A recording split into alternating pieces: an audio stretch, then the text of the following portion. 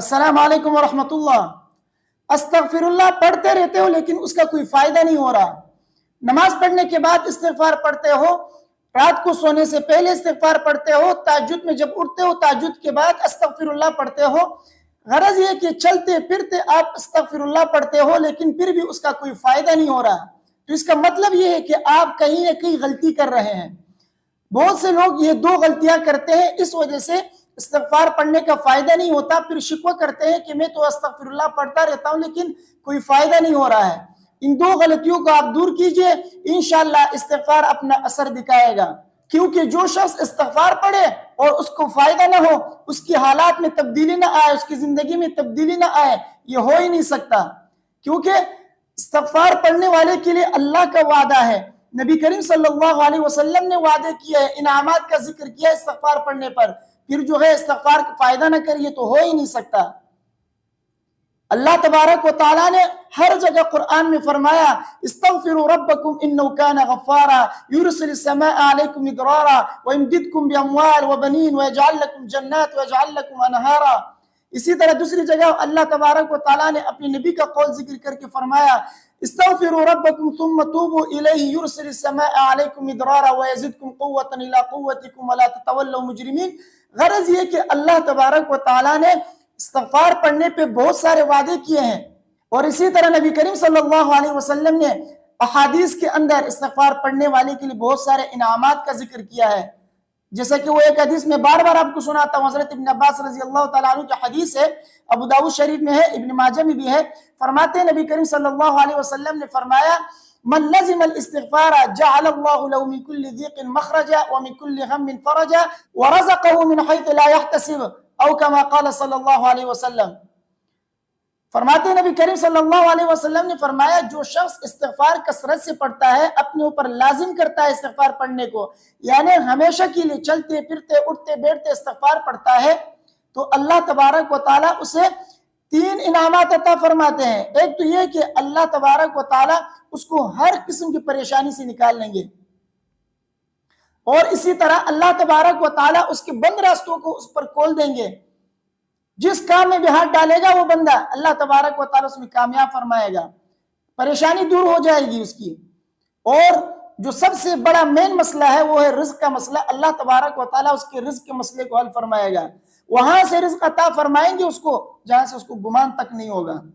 تو دیکھیے یہ احادیث میں یہ سارے جو انعامات, یہ جو سارے وعدے کیے گئے, یہ استغفار پڑھنے پہ کیا گیا ہے.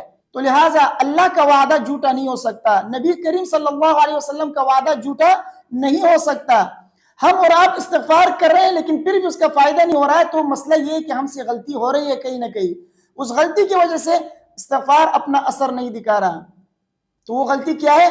اکثر و بیشتر جو لوگ غلطی کرتے ہیں وہ 2 غلطی کرتے ہیں جو میں آپ کو بتانے جا رہا ہوں.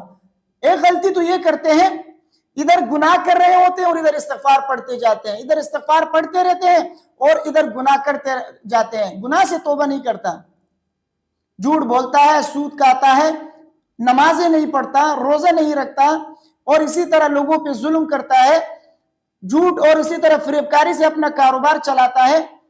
تو ادھر جو ہے گناہ کر رہا ہے اور ادھر استغفار پڑھ رہا ہے, تو کہاں اثر ہوگا؟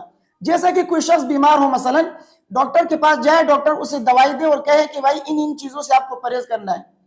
اب بندہ ان چیزوں سے پرہیز نہ کرے اور ادھر دوائی استعمال کرے, تو کیا اس کو فائدہ حاصل ہوگا؟ وہ دوائی اس پر اثر نہیں کرے گی جب تک جو ہے وہ پرہیز نہ کرے. مین چیز پرہیز ہے.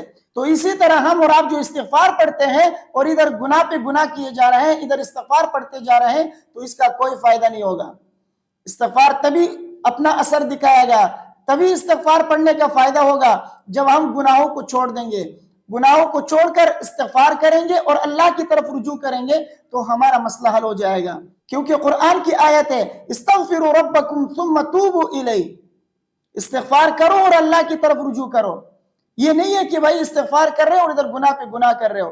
استغفار کرو لیکن اس کے بعد اللہ کی طرف رجوع کرو, توبہ کرو, ان چیزوں سے, ان گناہوں سے جو آپ کیے جا رہے ہیں ان سے توبہ کریں اور اللہ کی طرف رجوع کریں, تب جو ہے استغفار اپنا اثر دکھائے گا. اور اسی طرح دوسری غلطی ہم اور آپ جو اکثر لوگ کرتے رہتے ہیں وہ یہ ہے کہ اخلاص کے ساتھ, یقین کے ساتھ جو استغفار نہیں پڑھتے. اخلاص نہیں ہوتا, بس کسی سے سن لیا کہ دن میں استغفار اتنی مرتبہ پڑھنا ہے, اس کا یہ فائدہ ہے.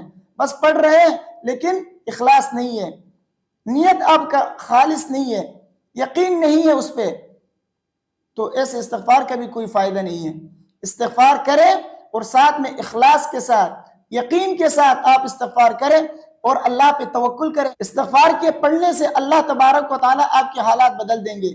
آپ کے کاروبار میں برکت, آپ کے رزق و روزی میں برکت, اولاد آپ کا فرمان بردار, بیوی آپ کی فرمان بردار ہوگی. اسی طرح جتنی بھی مصائب, بیماریاں, پریشانیاں ہیں, اللہ تبارک و تعالیٰ استغفار پڑھنے کی برکت سے دور فرمائیں گے. تو اس لیے استغفار پڑھنے کے ساتھ ساتھ ان دو چیزوں کا ضرور آپ خیال رکھیں. نمبر 1, گناہوں سے توبہ کریں. جو گناہ آپ سے ہو رہے ہیں اور آپ کو علم ہے, ان گناہوں سے آپ توبہ کریں, اس کے بعد استغفار پڑھیں. اور دوسرا یہ کہ استغفار پڑھیں, اخلاص کے ساتھ پڑھیں. اخلاص کے بغیر کوئی کام جو ہے قابل قبول نہیں ہے. تو استغفار آپ کریں اخلاص کے ساتھ, پھر دیکھیے اللہ تبارک و تعالیٰ آپ کے استغفار پڑھنے سے آپ کی زندگی کیسے بدل دیتے ہیں. مجھے امید ہے میری باتیں آپ کے سمجھ میں آ گئی ہوں گی. ویڈیو کو اپنے دوستوں کے ساتھ لازمی شیئر کیجئے اور مجھے اپنے دعاؤں میں یاد رکھیے. السلام علیکم ورحمۃ اللہ.